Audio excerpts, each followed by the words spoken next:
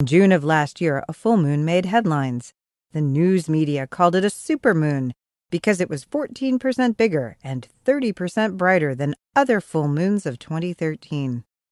Around the world, people went outside to marvel at its luminosity. If you thought one supermoon was bright, how about 3?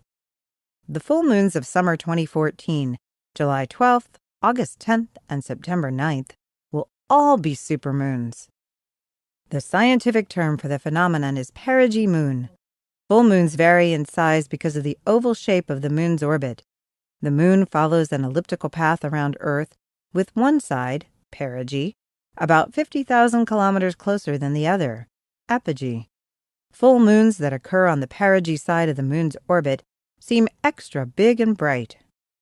This coincidence happens 3 times in 2014. On July 12th and September 9th, the moon becomes full on the same day as perigee. On August 10th, it becomes full during the same hour as perigee, arguably making it an extra supermoon.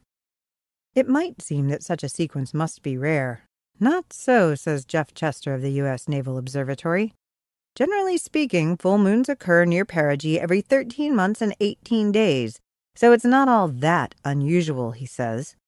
In fact, just last year there were 3 perigee moons in a row, but only one was widely reported. In practice, it's not always easy to tell the difference between a supermoon and an ordinary full moon. A 30% difference in brightness can easily be masked by clouds and haze. Also, there are no rulers floating in the sky to measure lunar diameters. Hanging high overhead, with no reference points to provide a sense of scale, one full moon looks about the same size as any other. Chester expects most reports of giant moons this summer to be illusory. The moon illusion is probably what will make people remember this coming set of full moons, more than the actual view of the moon itself, he says. The illusion occurs when the moon is near the horizon. For reasons not fully understood by astronomers or psychologists, low-hanging moons look unnaturally large when they beam through trees, buildings, and other foreground objects. When the moon illusion amplifies a perigee moon, the swollen orb rising in the east at sunset can seem super indeed. I guarantee that some folks will think it's the biggest moon they've ever seen if they catch it rising over a distant horizon, because the media will have told them to pay attention to this particular one, says Chester. There's a part of me that wishes this supermoon moniker would just dry up and blow away, like the blood moon that accompanied the most recent lunar eclipse, because it tends to promulgate a lot of misinformation, admits Chester.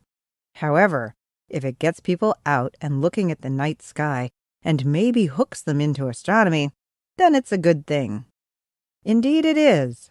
Mark your calendar, July 12th, August 10th, and September 9th, and enjoy the super moonlight.